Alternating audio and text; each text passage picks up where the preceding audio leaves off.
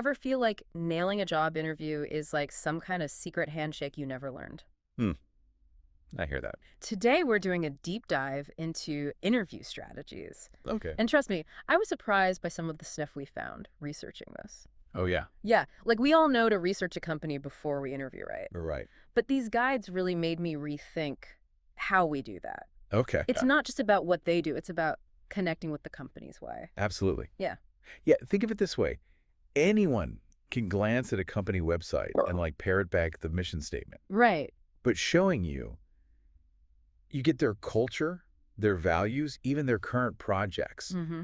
That's what makes you stand out. Okay, so how do we do that? Like, how deep are we really going here? Am I reading every blog post since like 2019? It's about being strategic. Okay. So let's say it's a company known for their marketing, right? Okay. Instead of, I love your work, which everyone says. Right. You could say something like, that campaign you did on topic was so smart. The way you specific detail about the campaign really stood out to me because... That's good. You're not just complimenting them. You're showing you understand their strategy. Exactly. Yeah. You're showing you can jump into that conversation. Ooh, I like that. Okay, one thing that surprised me was how much both guides were into asking good questions at the end of an interview. Oh, yeah. From your experience, what makes a question stand out there? It's got to go deeper. Yeah. Like you're genuinely interested in where the company's going in the long run. Okay. So instead of defaulting to work-life balance, which can sound a little self-centered, Yeah, true. you could ask, what are the team's biggest hurdles right now?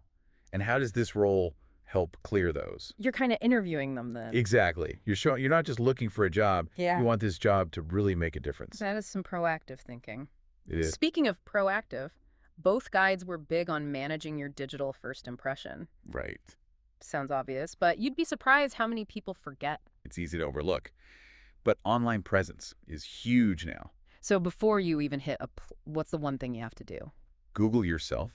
Oh, yeah. See what comes up. Is it your LinkedIn or that old MySpace page?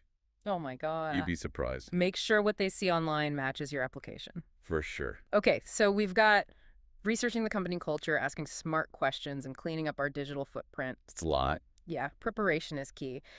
But how do we take all this and ace the actual interview? That's where we go from strategy to execution. Okay. And one of the best tools you have is storytelling. Ooh, I like where this is going. Tell me more. When you can tell a good story about your skills and experience, you're way more memorable than someone just like listing off their resume. Makes sense. But how do we nail that storytelling when we're nervous? It's the STAR method. It's a classic for a reason. Okay, I've heard of that. Refresh my memory, though. What does STAR stand for again? Situation, task, action, result. It's a framework to tell a story about a specific time you used your skills. So instead of, I'm great at problem solving, you tell a story about a problem you actually solved. Exactly. So say you're asked about dealing with a difficult coworker, right? Yeah. Instead of, oh, I'm great with people. Which we've all said. Totally. Use the STAR method. You start by describing the situation.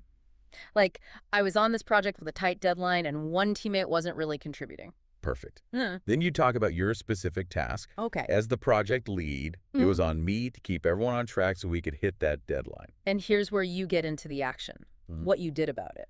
Right. So you might say, I sat down with that teammate one-on-one, expressed my concerns, but, in a constructive way. Asked if there was anything holding them back. You're not just complaining, you're showing how you tackle problems. And then you wrap it up with the result. We got the project back on track, delivered on time and within budget. Way better than just, I'm a team player. Right. It's a mini story.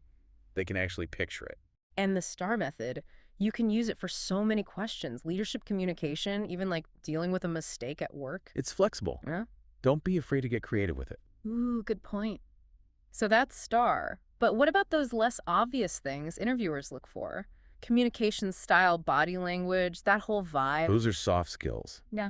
And they're huge in interviews. Because you could have the best resume ever, but if you seem bored... Or like you don't want to be there. Totally. It's over. You got to connect with them on a human level. Exactly. So eye contact, body language, letting your personality show through, those make a difference.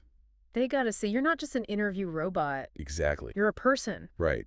And speaking of being human, it's totally okay not to have all the answers in an interview. Wait, really? I always thought you had to know everything. It's more important to be genuine. Interviewers know you're not an expert on everything. True. And trying to BS your way through is worse than just admitting you don't know something. So what do you do when you get hit with a question and you're like, Don't panic. Take a breath. Buy yourself some time. That's a great question. Let me think about that for a sec. shows them you're not just blurting out the first thing that pops into your head. Exactly. And if you still got nothing, it's fine to say you don't know, Okay. but the trick is don't leave it at that. Right. It's Do like not. that saying, right, it's not the interview, it's the waiting after that really gets you. Oh, tell me about it. Mm. The post-interview phase is brutal. You're running on fumes, replaying every moment. Hmm. Did I say the right thing? And with so much remote work these days, you don't even get those little body language cues to tell you how it went. Right. So let's look strategy for after the interview. Both guides had a ton to say about this. Starting with the thank you note, is that really still a thing? 100%, yes. A good thank you isn't just polite, it's strategic. Okay, I'm all for being strategic. But what makes a thank you stand out? How do you make it memorable? Personalize it. Put yourself in the interviewer's shoes. They just talked to like 10 people. Right. Are they going to remember a generic thank you for your time email? Probably not. Nope. But if you mention something specific from your chat, something that shows you were really listening. Okay, so you're proving you were present, not just going through the motion. Exactly. Bring up a point you connected on. Maybe a challenge they mentioned or some project you thought was cool, and loop it back to your skills. So they see how you fit in. And timing matters. Don't wait a week. Hit send that same day if you can, while it's all fresh. Got it. Now, the other big one, following up, always feels kind of tricky. Do you? Don't you? It's a dance. Yeah. You want to show interest but not be pushy. So what's the right move? If they give you a timeline, stick to it. If not, a week after the interview is usually safe to check in. 1 week, check in. What do you even say? Keep it short, professional. Reiterate your interest. Maybe mention one specific thing you remember from the interview. And you can always politely ask if they have a timeline for a decision.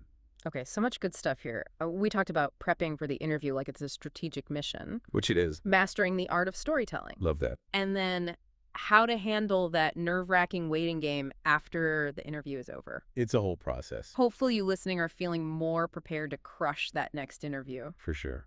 And hey, even if it doesn't work out the way you hoped, remember, every interview is good practice. You learn something every time. Totally agree. It's all part of the journey. Think about the strategies we talked about today. Which ones really clicked for you? Which ones are you going to try? Good question for everyone listening. It's not just about getting any job, it's about finding the right fit for you. Couldn't have said it better myself. Thanks so much for diving into this with me. This was fun. Thanks for having me. And to everyone listening, good luck out there. We'll catch you on the next deep dive.